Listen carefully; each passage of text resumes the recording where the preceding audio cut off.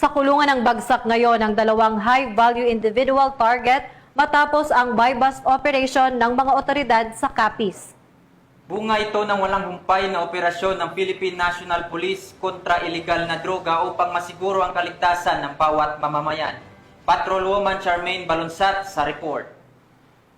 Dalawang high-value individual na kabilang sa PNP PDEA Regional Priority Target List ang naaresto sa isinagawang buy-bust operation sa Barangay San Jose, Roxas City noong ika-31 ng Oktubre taong kasalukuyan. Ang operasyon ay isinagawa ng pinagsanib na puwersa ng Roxas City Police Station Special Drug Enforcement Team, katuwang ang PDEA 6 Capiz, Capiz Police Provincial Drug Enforcement Unit, Regional Intelligence Unit 6 at IMIG Visayas Field Unit Team 6. Kinilala ang mga sospek na sina alias Ian, 34 na taong gulang, lalaki, binata, isang construction worker, at alias Karen, 33 taong gulang, babae, walang trabaho. Ang mga arestado ay parehong residente ng sabing syudad.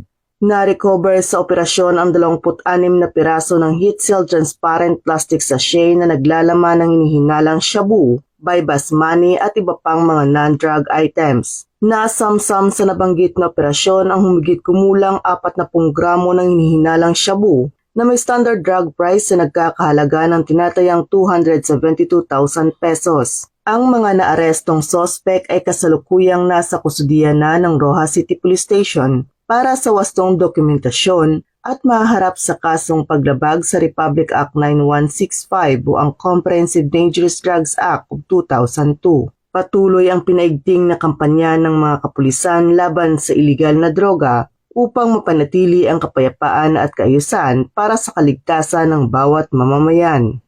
Mula dito sa Western Visayas, ako ang inyong Police News Network correspondent, Patrolwoman Charmaine Balunsat, alagad ng batas, tagataguyod ng Balitang Pulis.